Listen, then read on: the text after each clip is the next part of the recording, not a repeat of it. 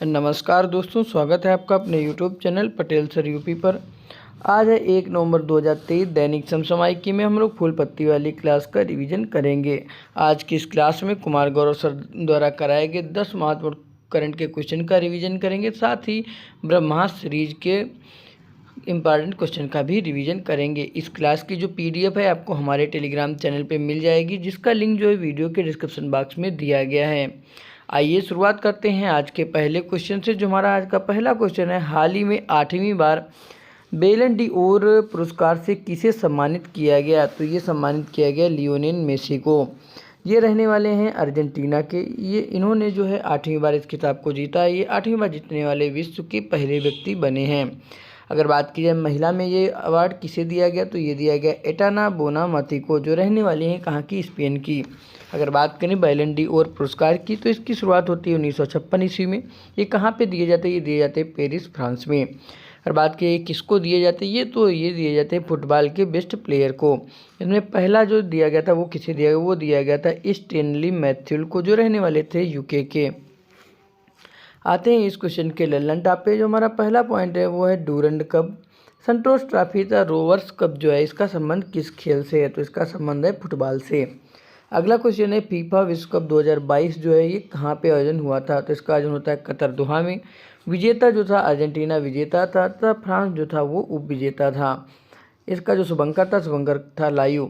अगर बात करें गोल्डन बॉल अवार्ड किसे दिया गया था? तो ये दिया गया था लियोनेल मेसी को। अगर बात करें गोल्डन बूट अवार्ड की, तो golden boot award Kylian Mbappe को दिया गया है। आते हैं अगले क्वेश्चन पे। अगला क्वेश्चन है फीफा महिला विश्व कप 2023 है, इसका आयोजन कहाँ पे हुआ? तो इसका आयोजन हुआ है ऑस्ट्रेलिया और न्यूजीलैंड में। इसमें विजेता टीम की अगर बात की जाए तो स्पेन इसका विजेता है तथा इंग्लैंड उप विजेता है।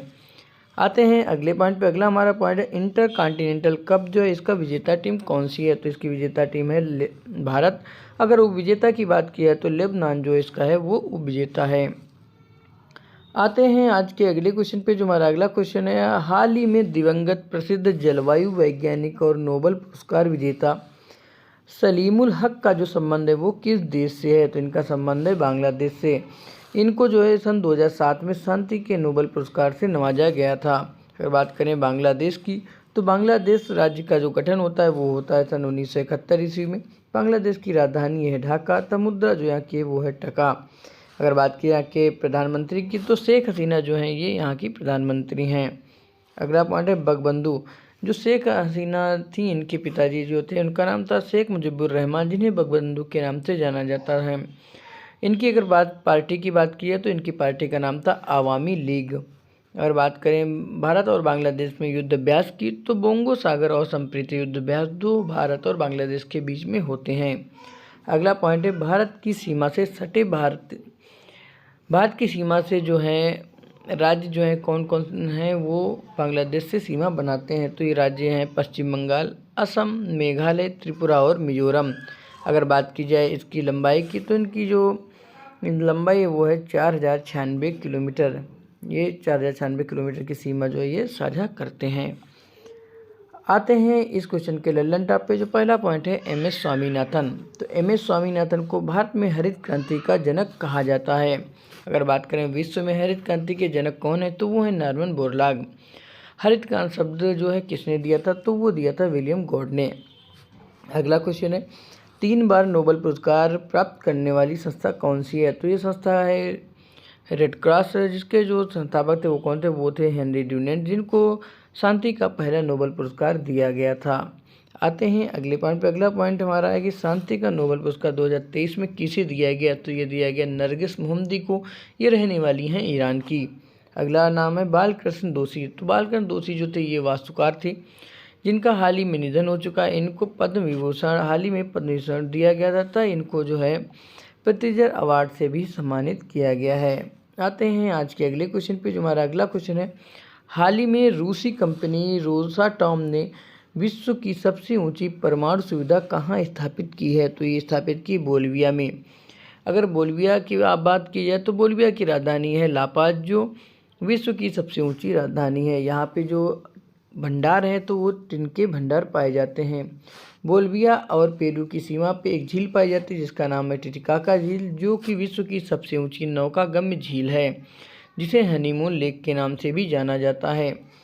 अगर बात करें साउथ अमेरिका में स्थल अवरुद्ध देशों की, तो यहाँ पे 2 स्थल अवरुद्ध देश हैं। पहला है बोलिविया, दूसरा है पैराग्वे। आते हैं अगले पॉइंट पे। अगला जो हमारा लल्लन टॉप का पॉइंट है वो है कैगा परमाणु रिएक्टर। तो कैगा परमाणु रिएक्टर यह है कर्नाटक में। अगर बात की है तारापुर परमाणु रिएक्टर की, तो ये है महाराष्ट्र में।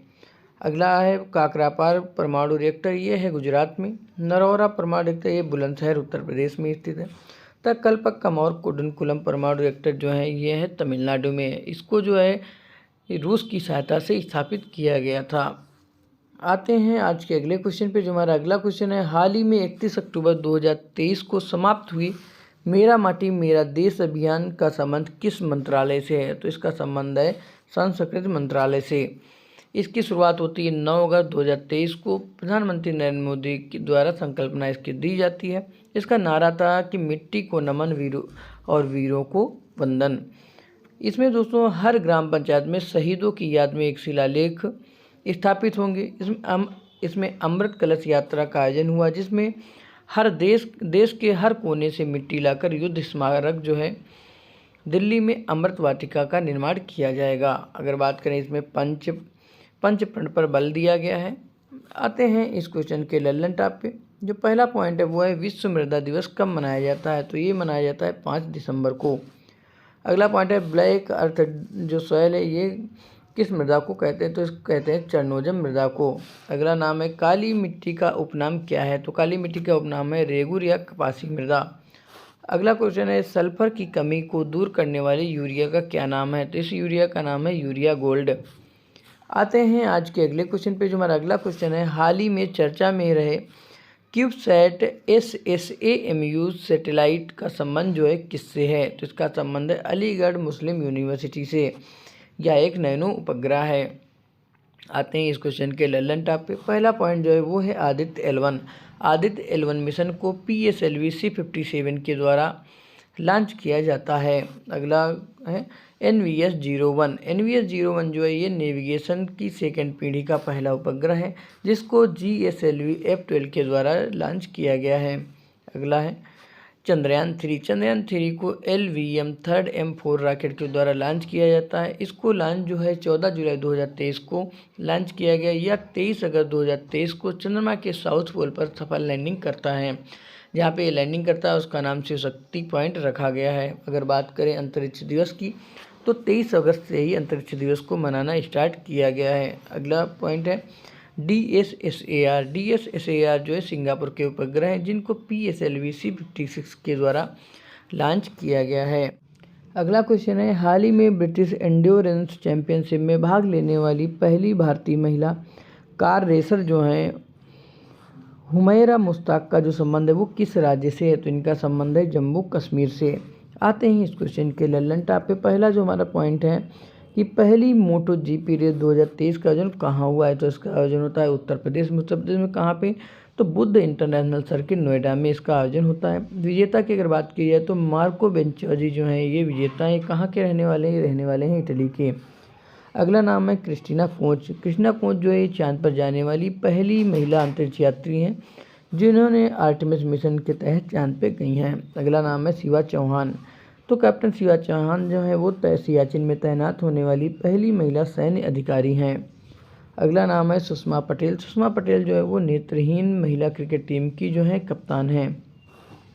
अगला नाम है दीपिका मिश्रा। दीपिका मिश्रा जो है इनको वीरता पुरस्कार से सम्मानित किया गया। ये किसमें है तैनात? ये एयरफोर्स की एक सैन्य अधिकारी हैं। अगला नाम है गीता राणा। गीता राणा जो है लद्दाख में तैनात होने वाली अधिकारी हैं, सैन्य अधिकारी हैं। आते हैं अगले क्वेश्चन पे। जो हमारा अगला क्वेश्चन है, हाल ही में हाइड्रोजन उत्पादन करने वाले बैक्टीरिया की जो खोज हुई है कहाँ पे हुई है? तो इसकी खोज हुई है महाराष्ट्र में। महाराष्ट्र में किस स्थान पे? तो इस स्थान का नाम है रत्नागिरी। यहाँ पे एक झरना पाया जाता है, इसका नाम है गर्म झरना। यहाँ पे बैक्टीरिया की खोज की गई है। आते हैं इस क्वेश्चन के लल्लन टॉप पे। जो पहला पॉइंट हमारा है वो है बैक्टीरिया से होने वाले रोग। तो इसकी जो एक ट्रिक है पंडित का ट्रिक न्यू है बेटी रिया।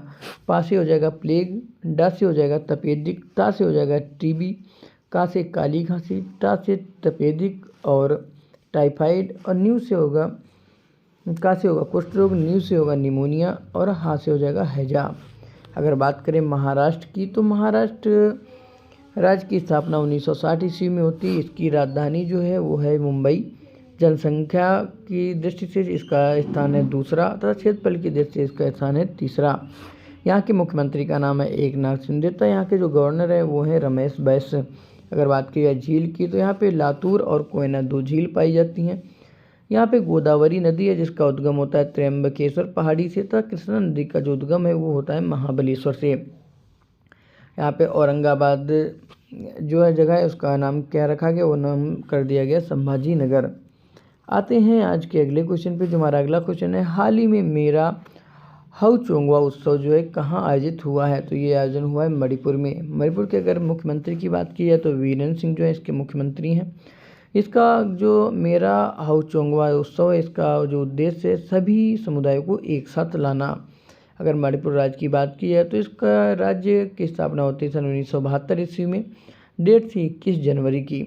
राजधानी इसकी मणिपुर की इम्फाल है। गवर्नर की अगर बात की जाए यहाँ पे अनुसुईया उइके जो है इसके गवर्नर हैं। अगर जिला की बात की यहाँ पे 16 जिला हैं, तब विधानसभा की सीटें जो हैं वो 60 हैं। अगर पुष्प की बात की जाए तो सिरौल लिली जो पुष्प है यहाँ का राजकीय पुष्प है। तथा राजकीय पशु की बात की जाए तो वो है संगाई, जिसे डांसिंग डियर के नाम से भी जाना जाता है। आते हैं प्रमुख राज्यों पर, तो अरुणाचल प्रदेश की स्थापना होती है 1987 ईस्वी में। नागालैंड राज्य की स्थापना होती है 1963 में। अगर बात करें मिजोरम की स्थापना की, तो मिजोरम की स्थापना होती है 1987 में। अगला नाम है मेघालय की स्थापना होती है 1972 में।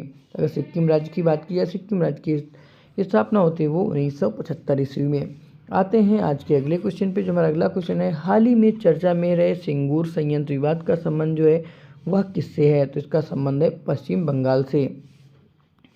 सिंगूर संयंत्र विवाद जो है यह कब स्टार्ट होता है? यह स्टार्ट होता है सन 2008 में। अगर बात करें इसके विवाद के निपटारा की, तो इसका विवाद का निपटारा हो गया है। इसमें पश्चिम बंगाल औद्योगिक विकास निगम ने 766 करोड़ रुपए भुगतान के रूप में टाटा कंपनी को देगी। आते हैं आज के अगले क्वेश्चन पे, जो हमारा अगला क्वेश्चन है, हाल ही में राष्ट्रीय एकता दिवस कब मनाया गया? तो यह मनाया गया 31 अक्टूबर को। इसकी शुरुआत सन 2014 में होती है। अगर बात की जाए किसकी जयंती पे मनाया जाता है, तो ये सरदार वल्लभ भाई पटेल की जयंती पर। अगर बात की सरदार की उपाधि इनको किसने दी थी, तो बारदोली सत्याग्रह जो हुआ था वहाँ की महिलाओं द्वारा ये सरदार की उपाधि दी गई। तो ये हुआ कब था? ये हुआ था 1928 ईस्वी में। जो सरदार पटेल थे ये भारत के पहले उप प्रधानमंत्री तथा पहले गृह मंत्री थे। इन्होंने 1931 के कराची अधिवेशन में अध्यक्षता की थी तथा कराची अधिवेशन में मौलिक अधिकार पर चर्चा की गई थी। आते हैं अगले पॉइंट पे। अगला पॉइंट हमारा स्टैच्यू ऑफ यूनिटी कहाँ पे है? तो ये यूनिटी है ये केवड़िया गुजरात में, जिसमें सरदार पटेल की 182 मीटर ऊंची प्रतिमा है, जिसको 2018 में इसकी प्रारंभ किया गया था, या इसकी स्थापना 2018 में की गई थी। अगला क्वेश्चन है स्टैच्यू ऑफ इक्वलिटी। तो इसमें संत रामानुजाचार्य की प्रतिमा है जो कहाँ पे स्थापित है? हैदराबाद में। अगर बात करें स्टैच्यू ऑफ इक्वलिटी भारत के बाहर कहाँ पे है, तो उसमें भारत के बाहर है USA में। इसमें बाबा साहेब भीमराव अम्बेडकर की प्रतिमा का अनावरण किया गया है। अगला नाम है स्टैच्यू ऑफ प्रॉस्पेरिटी। तो इसमें कैमगोड़ा की मूर्ति है, इसको कैमगोड़ा एयरपोर्ट बेंगलुरु पे स्थापित किया गया है। अगला नाम है स्टैच्यू ऑफ वननेस। तो इसमें ओंकारेश्वर मध्य प्रदेश में इसकी स्थापना होती है। इसमें अगर बात की जाए किसकी प्रतिमा है, तो प्रतिमा है आदिगुरु शंकराचार्य की। आते हैं आज के नई सीरीज में जो जिसका नाम है ब्रह्मा सीरीज, या ब्रह्मा सीरीज का पहला पार्ट है। इसमें अगर पहला पार्ट की अगर बात की जाए तो डॉक्टर भीमराव अम्बेडकर ने संविधान का हृदय और आत्मा किसे कहा? तो ये कहा है अनुच्छेद 32 को। इसे संवैधानिक उपचारों का अधिकार भी कहा जाता है। अगला क्वेश्चन है रक्त का थक्का जमाने के लिए कौन सा विटामिन सहायक होता है? तो सहायक होता है विटामिन के। अगर बात करें 1917 कांग्रेस का कोलकाता अधिवेशन में अध्यक्षता किसने की थी? तो वो की थी एनी बेसेंट ने। पहली महिला कांग्रेस की अध्यक्ष थी।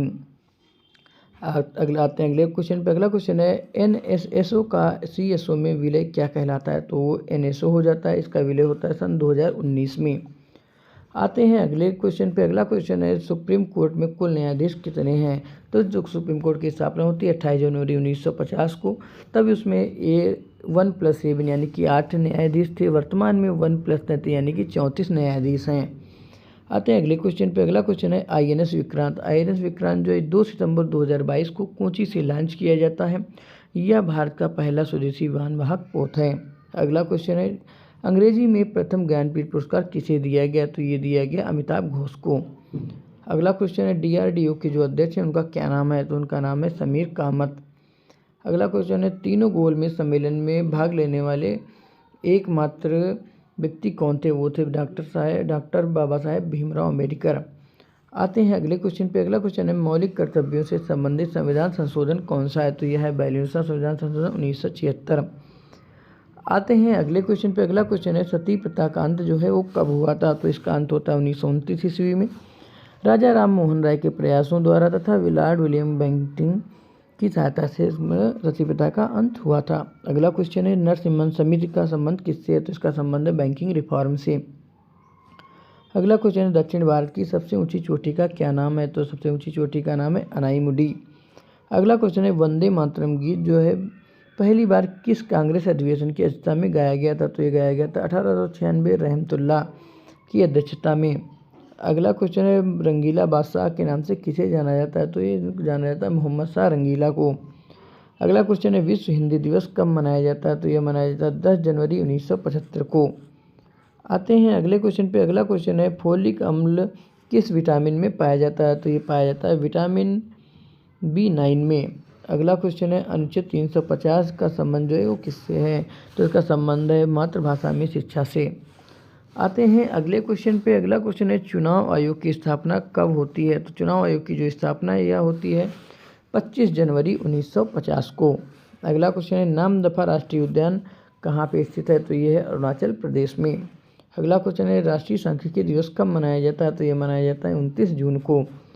अगला क्वेश्चन है इंडिया विंस फ्रीडम किसकी पुस्तक है, तो यह पुस्तक है अबुल कलाम आज़ाद जी की। आते हैं अगले क्वेश्चन पे। अगला क्वेश्चन हमारा है कि व्यास सम्मान 2022 किसे दिया गया, तो ये दिया गया ज्ञानचंद त्रिवेदी को। इनका उपन्यास का नाम है पागल खाना। अगला क्वेश्चन है प्रबुद्ध भारत पत्रिका किसकी है, तो यह पत्रिका है स्वामी विवेकानंद की। अगला क्वेश्चन तिस्ता नदी जो का उद्गम कहाँ से होता है, तो ये उद्गम होता है सिक्किम से। आते हैं आज के अगले क्वेश्चन पे। जो हमारा अगला क्वेश्चन है कि 6 से 14 वर्ष तक के सभी बालकों को निःशुल्क शिक्षा का अधिकार किस आर्टिकल के तहत मिला है, तो मिला है आर्टिकल 21A। अगला क्वेश्चन है भारत में पहली जनगणना कब हुई थी, तो ये हुई थी 1872 में लॉर्ड मेयो के कार्यकाल में। अगला क्वेश्चन है कौन सा विटामिन हार्मोन के रूप में काम करता है, तो वो है विटामिन D। अगला क्वेश्चन धर्म गार्जियन कौन से देशों के बीच में होता है, तो ये होता है भारत और जापान के बीच में। अगला है खिलाफत दिवस कब मनाया जाता है, तो यह मनाया जाता है 17 अक्टूबर को। तो दोस्तों आज के लिए इतना ही। आज की क्लास आपको कैसी लगी कमेंट करके बताइएगा। क्लास आपको अच्छी लगती क्लास को लाइक कीजिएगा, चैनल को जो है सब्सक्राइब कीजिएगा तो अपने दोस्तों में अधिक से अधिक शेयर कीजिएगा। अगर बात करें इस क्लास की PDF की, तो PDF आपको हमारे टेलीग्राम चैनल पे मिल जाएगी, जिसका लिंक जो ये वीडियो की डिस्क्रिप्शन बॉक्स में दिया गया है। तो दोस्तों आज के लिए इतना ही। बहुत बहुत धन्यवाद।